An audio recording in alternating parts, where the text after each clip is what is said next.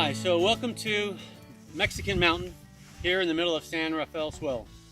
You're probably wondering, what am I doing sitting out here around silver goblets and picnic tables?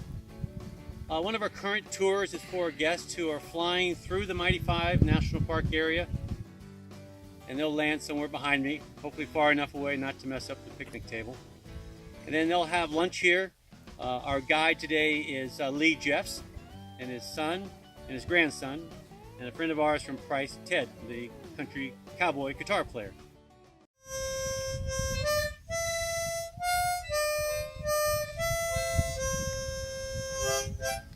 The history behind this piece of geography is San Rafael Swell, probably named after one of the Spanish explorers that came across the Spanish Trail trying to find a way to get to Los Angeles from Santa Fe. Of course, they ran into the Colorado River and the Grand Canyon, pretty significant obstacles. When they found a way to cross, they came up with this part of the country and then headed west to LA. Also, just around the corner in Mexican Bend is an area where Butch Cassidy met up with some other cowboys and they traded horses. After Butch Cassidy held up the famous 1897 heist outside of Price, they rode down to this area and they traded out horses for a new supply of fresh horses so they can continue their getaway down south into the Robbers Roost area.